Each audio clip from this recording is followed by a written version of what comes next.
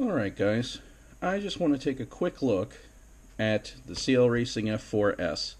I just received this in from Piro, and let's take a look and see what sets this thing apart from its predecessor,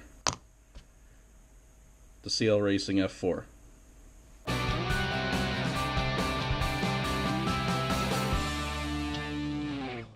So the first thing is, we get these grommets in with the package now too, which is telling me, yes, that we have larger reamed out mounting holes to support these.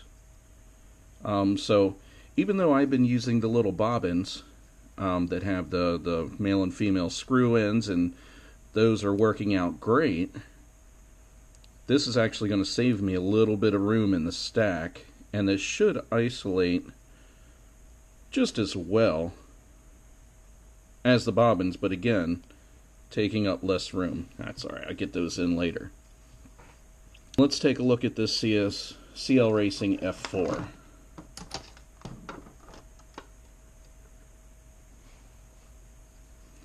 Now these have been running so well for me that I have been using these almost exclusively in all of my most recent builds.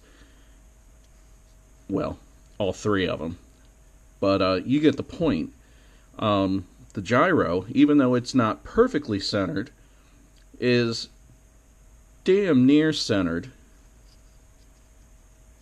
And along with being what I consider that perfect gyro, it's not super sensitive. You know, it has a little bit of forgiveness, and I get really good results with that, because even though I am getting, you know, I soft mount my motors, I soft mount my flight controllers and all that stuff, you're still gonna get some of those real high frequency and sometimes low frequency oscillations or vibrations. So this has the best of both worlds. It has a great amount of sensitivity, but it has forgiveness in that it's not super sensitive. And then one of my pet peeves with the first CL Racing F4, the pads for wiring up the receiver are on the underside of the board. And that's not a huge deal, because that's not something we should need to change often, especially with being soldered on and not just a plug. But you know, it doesn't afford you the flexibility that you may want or desire when and if you do need to make an adjustment to that. So it hasn't proven for me to be problematic, but the potential is there just because those are on the underside of the board. Now the filtering on this board is not great, but I've come to not expect most of these boards to be well filtered. And if we look at that, we'll notice that some of that is just because of these smaller coils, and there's definitely not a lot of capacitors on this either. Now, I'm not an electronics engineer, so I'm not going to be able to state for sure what these capacitors are always doing, but knowing what a capacitor does, I can assume that there's a level of filtering going on with those. Let's set that up here for a minute. First thing we're going to notice, let's start on the underside of the board, is that the only thing that we have to solder on the underside of the board are the power leads. So that's cool. I actually don't mind that one bit, because it opens that up for me. Not having to worry about those on the top of the board seems to make it a lot simpler to mount the rest of the hardware. And even though you do have some other pads down here that could be used for other things, they're not going to be functionality that you would look to primarily use, for at least for most people. So when we get back to the top of the board here, we're going to start seeing that we have quite a few differences. The first of which, this is going to be minor. The first of which, these coils. These coils are a lot larger than the coils on this board. They're so much smaller over here.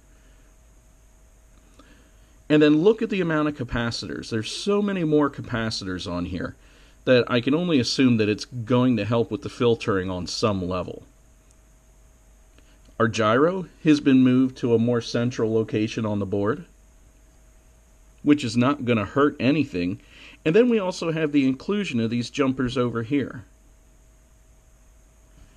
Now, those jumpers allow us to control the BEC to output either 5 volts or 9 volts just by clearing or jumping those two pins respectively.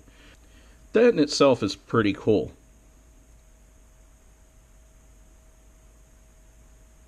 Now we still have the motor signal pads in between the ESC pads, and that's fine. That hasn't caused me any problems or any grief whatsoever. Last, what I'm seeing is the inclusion of a couple of pads also. So even though we have all of our receiver pads moved to the top, which is awesome, thumbs up over here, we also have this CAM-C pad. So now through the Betaflight firmware, we're going to be able to update our camera settings because of that CAM-C pad.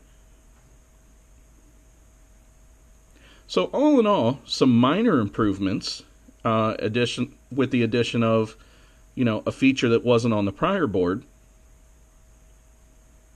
But these look like they should pan out pretty well. So I'm going to be getting this into one of my next builds. I may even put that in my Rand brand frame. I forget what he calls it, but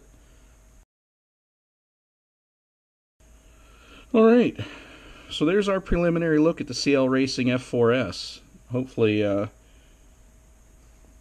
these have netted some great changes and additions to this already fantastic line of flight controllers. Happy crashing.